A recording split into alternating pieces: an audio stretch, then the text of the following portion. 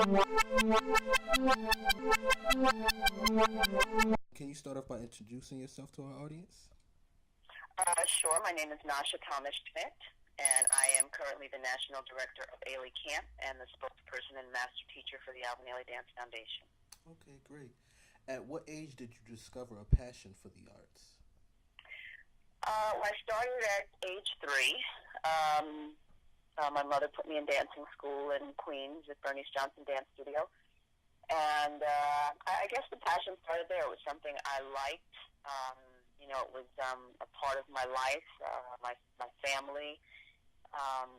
It was a dance community, and I just continued dancing there all through high school and went back during my college years. And I guess that's where it started. Okay. And who were some of your early inspirations as far as dance? Well, definitely Bernice Johnson. She was the owner of the dance studio and was married to the late jazz musician Bud Johnson. Debbie Allen, Donna Wood, Judith Jamison, of course, Alvin Ailey, Michael Peters,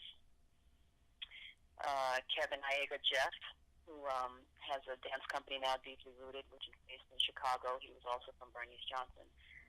Those are some of my early inspiration. How did you get introduced to some of those people? Because some of the names that you named, you wouldn't know unless you saw them on TV, or if you were really into dance like that. So, who introduced you to some of those names that you were talking about? Well, Bernice Johnson, was very involved in the dance community, and she basically trained phenomenal dancers. So Ben Vereen attended the Bernice Johnson Dance Studio. He's someone who came and visited, and we met, and felt like he was family because he was from the studio as well, and he actually invited some of us when I was in the company there to come and see him perform in Atlantic City.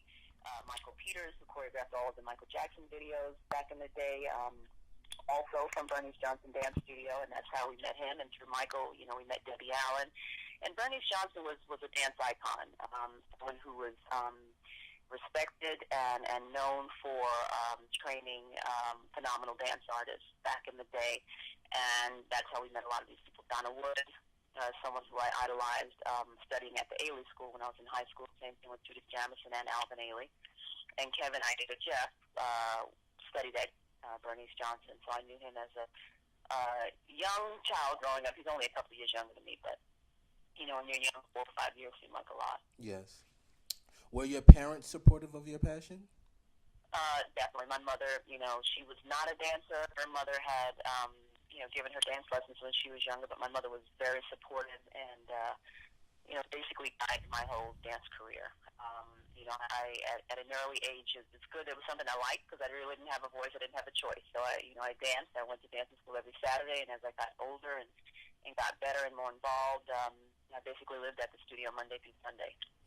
Okay, that leads me to my next question. How did you balance your passion for the arts while pursuing higher education?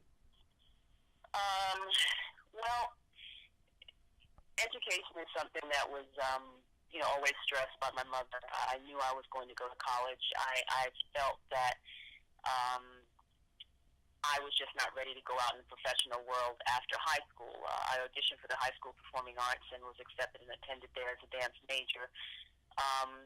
And had to balance my, as I said, I danced from Monday to Sunday and had to balance, my schoolwork with the dance work. But that was something that my dance teacher, Bernice Johnson, stressed, and our other instructors at the Bernice Johnson Dance Studio. We had to do good in school. Our parents and her tried not to take that away from us if we, started to slack off and have problems with school. But it was relatively easy to balance.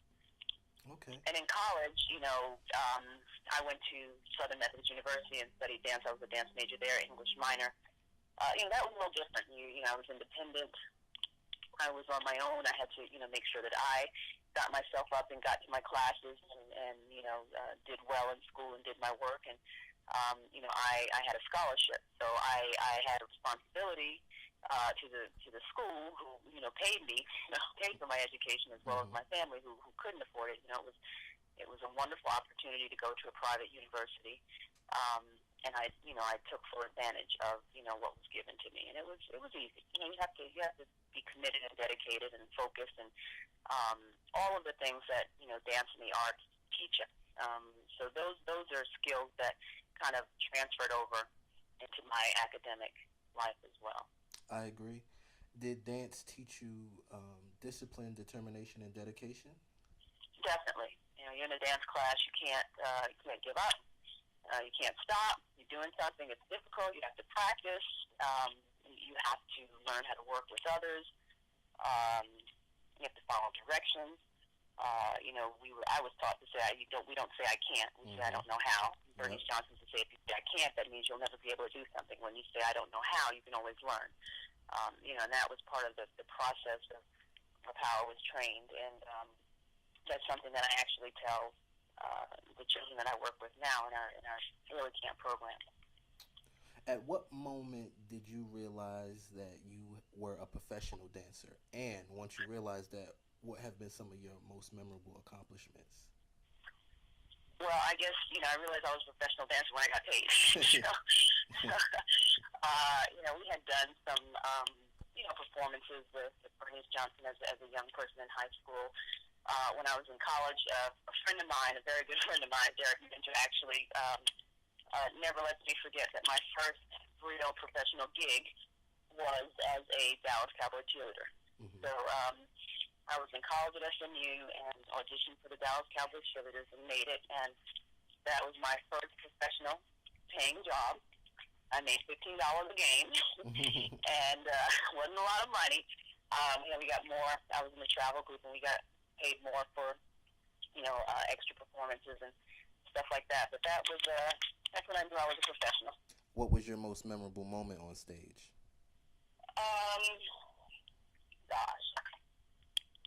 With the Alvin Ailey American Dance Theater, my most memorable moment was my first performance of Cry. Mm-hmm. I performed it in London, England. My mother was there to see that first performance. It's a solo. It was choreographed by Alvin Ailey for Judith Jamison. And Miss Jamison taught me the ballet and coached me. And during that performance week, Michael Jackson was also in London performing at Wembley Stadium. So that's something I will not forget. Wow. It's pretty amazing. And that's like the highest piece you can do as an Ailey rep for a woman is Cry. So. Mm-hmm. What advice would you have for the younger generation of dancers that want to become professionals? And also, what advice would you have for their parents as far as being a support system for them? Young dancers, the advice that I would give is what was given to me, is to work hard, is to be committed, to put yourself in it. My dance teacher, Kevin Hunt, used to say it doesn't happen by osmosis. And when I was younger, I didn't really understand what he was saying. But it's, you want something. I meet all these kids. I want to be a dancer. And they just think it's going to happen. No, it's just not going to happen because it's something you want.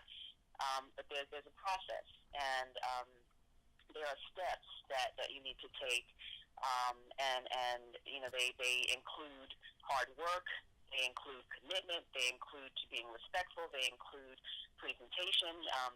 Focusing on how you look and how you speak and how you treat people and what you wear.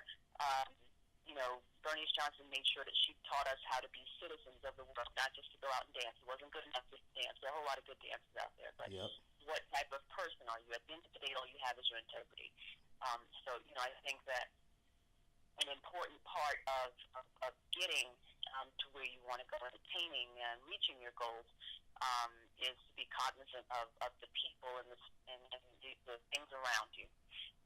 You want to give more than receive. Mm-hmm. And I think a lot of young people don't have patience, and patience is something that is very important. So it is not about quick gratification or about getting something and being the star, but it's a process, and it's about work, and it's about paying your dues and putting in the time and waiting, Mm-hmm.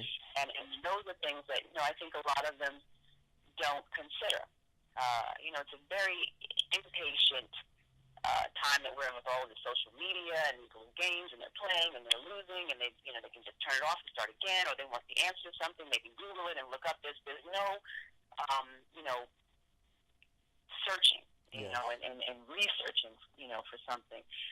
It's just all right there at your fingertips. And I think that, that makes it difficult because when they don't get what they want and they it's not easy, a lot of times they give up. Mm-hmm. And I think as parents, one of the most important things we can do is support our children. And my mother was always very supportive. She was the first one there, my grandmother as well. When your children have performances, they have things to do, and they have schoolwork, and to try to have a balance, so that they are enjoying their childhood, but supporting them. It's wonderful when you have a child who finds something that they like and they do well. Mm-hmm. I think, the difficulty and the scariness as a parent, I have two children, is not knowing, and exposing them. What you want to do is expose them to everything. But when you find something that clicks with your child that, brings them joy and they love doing and they want to do, it's great. It's a great thing. Yes, it takes some of the pressure off. Yeah. You play a major role between the arts and the general public. How does that responsibility move you spiritually? I'm a spokesperson for the company. I've danced with the Ailey Company. I teach. I am continually touched and moved by the people I come in contact with, who I have the opportunity to make a difference in their lives, whether it's just by a kind word or an offer of tickets to see the company or some kind of support, getting them into one of our programs, or just talking. It's I had a child come up to me last year at one of our performances in New York, and sitting there at the show, she made this little origami figure, and at the end of the performance, there was a Q&A, and she came up to me and she said, "I made this for you." I'm somebody she doesn't even know. And, she was so moved. She was about 7 years old, by the performance and the talk after. She could have taken it and kept it. She could have given it to somebody else, but she came, and she gave it to me.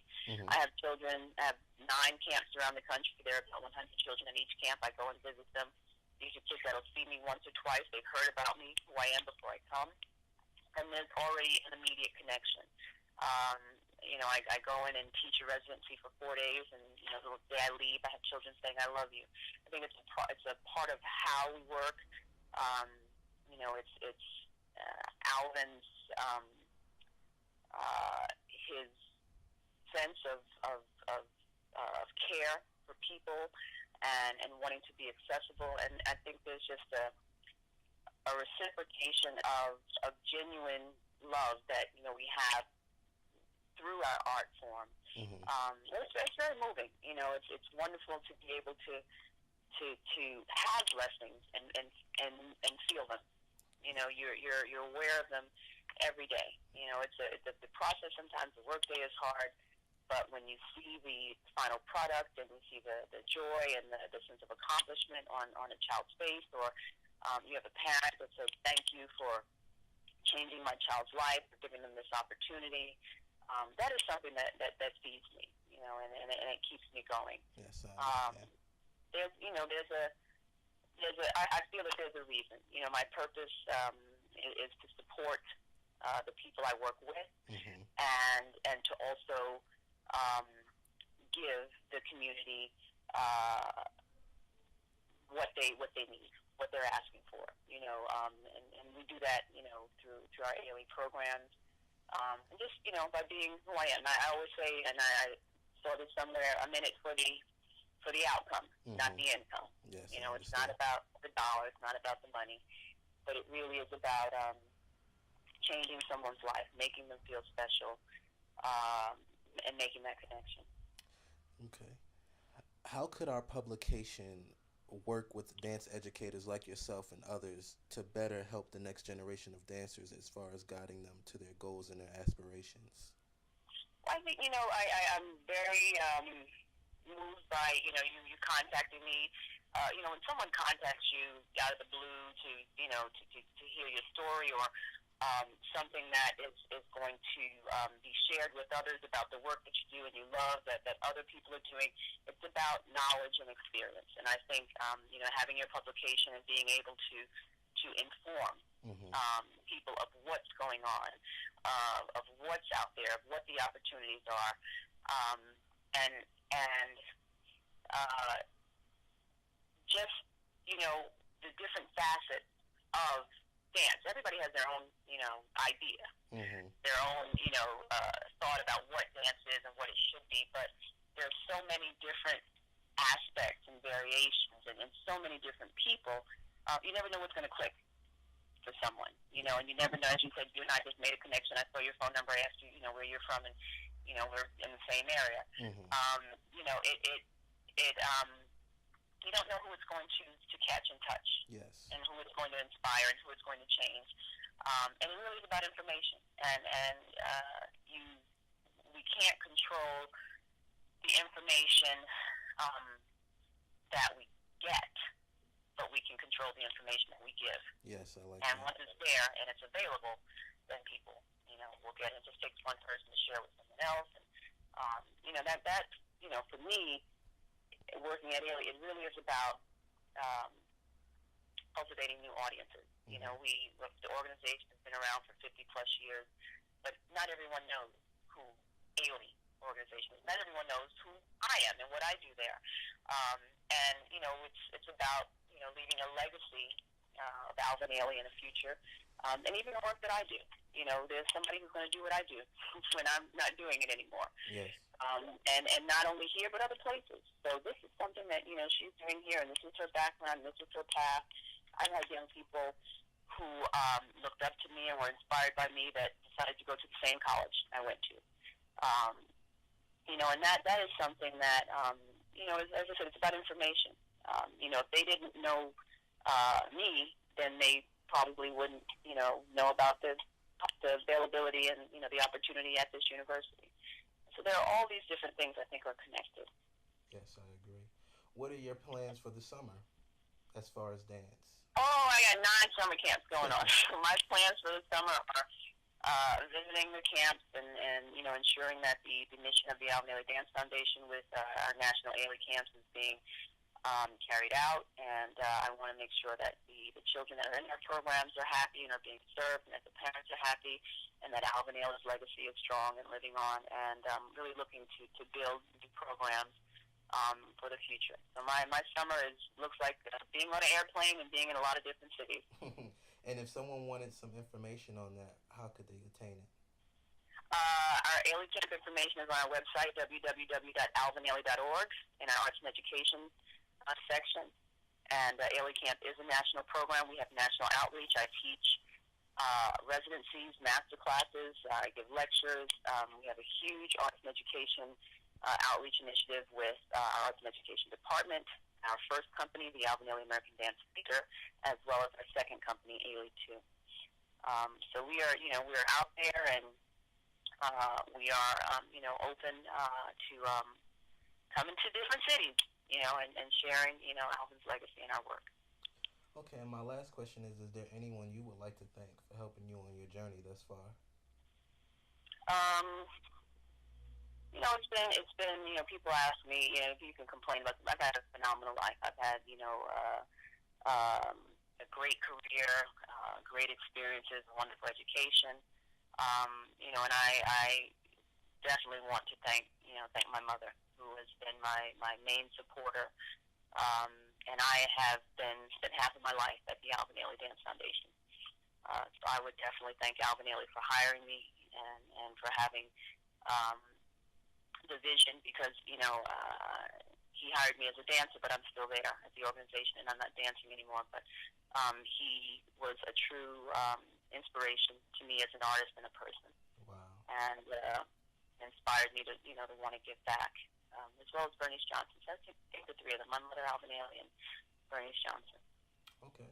Well, that concludes our interview. I want to say thank you on behalf of Dance Mogul Magazine. We appreciate you taking the time because you didn't have to. My pleasure. Always a pleasure, as I said, to get the information out there. Okay. Thank you.